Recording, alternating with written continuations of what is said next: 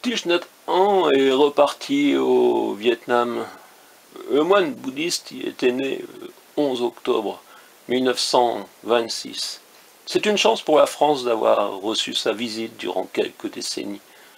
Je ne l'ai jamais rencontré, je n'ai jamais cherché à le rencontrer, bien que vivant à une centaine de kilomètres du village des Pruniers, ce lieu qu'il a fondé en 1985 aux confins du Lot-et-Garonne, de la Gironde et de la Dordogne.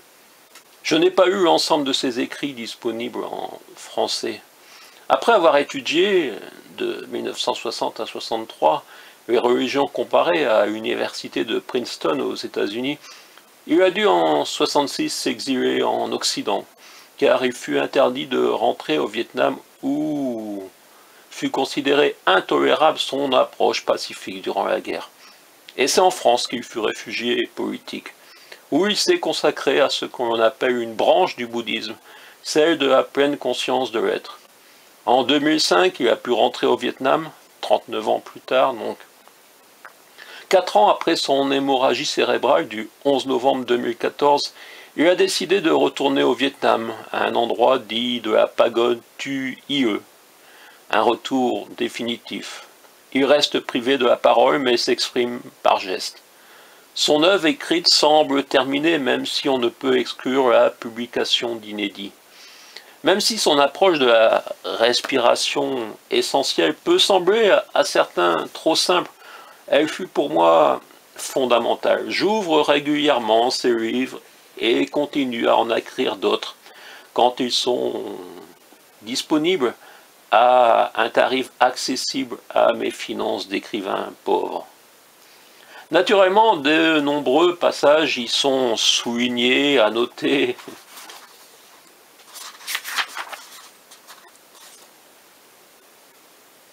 La respiration est un moyen d'éveiller et de maintenir la pleine attention afin de regarder soigneusement, longuement et profondément, de voir la nature de toute chose et d'arriver à la libération.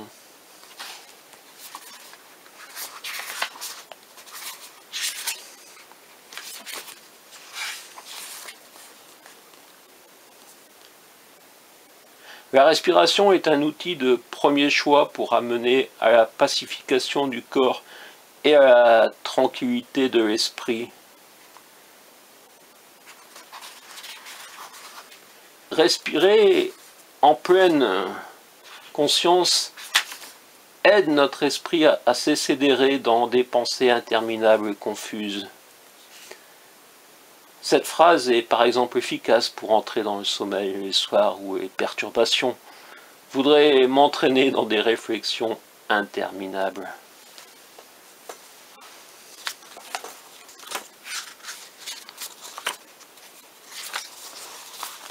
Nous croyons que nos projets et que toutes les choses qui nous préoccupent sont indispensables à notre bonheur, mais nous nous trompons.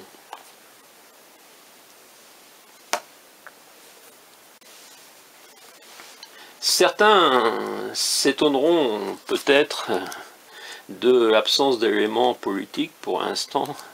Je vais vous en citer un passage.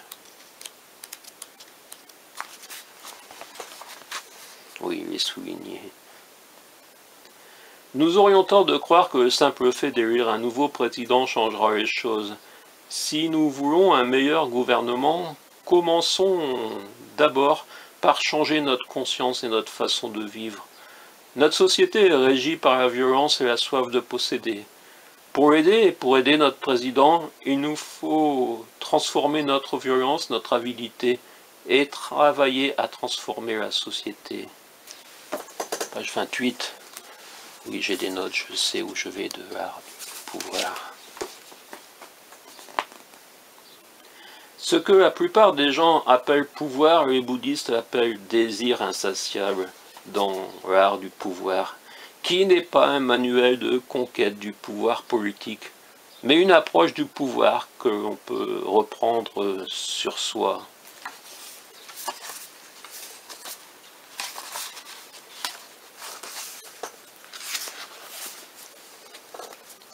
Quand un animal sauvage est gravement blessé, il sait exactement que faire. Avec sagesse, il se met à l'écart et reste simplement allongé plusieurs jours sans se soucier de manger. C'est seulement lorsque la blessure est cicatrisée que l'animal recommence à chercher de la nourriture. Nous avons eu jadis cette sorte de sagesse, mais maintenant nous l'avons perdue. Nous nous affolons chaque fois que quelque chose ne va pas dans notre corps. Nous nous précipitons chez le médecin afin d'avoir une prescription pour toutes sortes de médicaments, parce que nous ne nous rendons pas compte que le simple fait de laisser notre corps en repos est souvent la meilleure façon de guérir. Naturellement, dans ce livre, comme dans les autres, il tourne autour des paroles du Bouddha et reprend parfois pour les commenter, les éclairer ou simplement exposer leur justesse.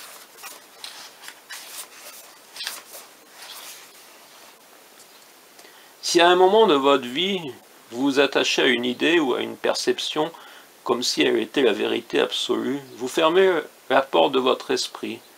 C'est la fin de la quête de la vérité. Non seulement vous ne cherchez plus la vérité, mais même si la vérité vient en personne et frappe à votre porte, vous refusez d'ouvrir. L'attachement à des opinions, à des idées et des perceptions constitue le plus grand obstacle à la vérité.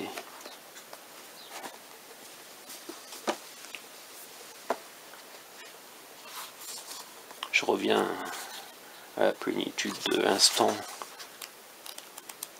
Pour conclure, oui, je vais conclure cette vidéo.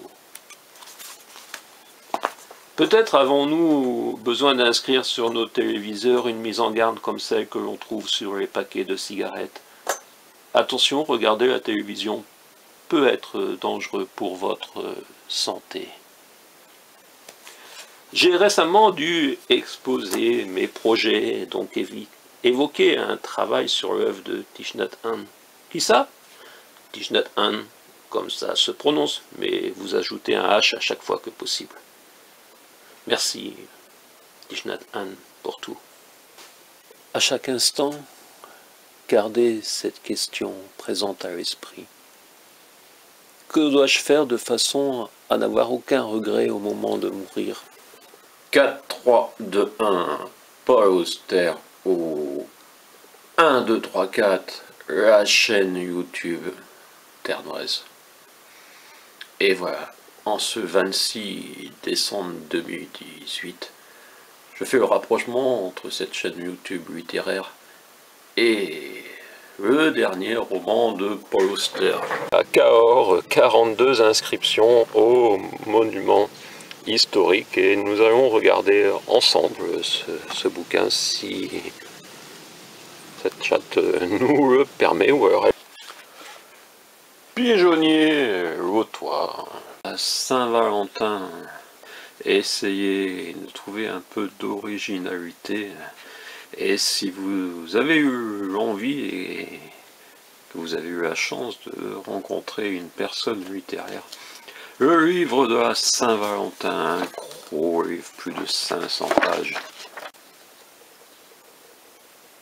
En 2012, je m'étais dit que chaque année, je publierais un livre de ce genre avec mes photos de l'année et ce que j'ai appelé cahier de photographe 2. Bon, il fallait bien qu'un jour je vous le présente en vidéo également, ce bouquin sur la disparition d'un canton Montcuq, alors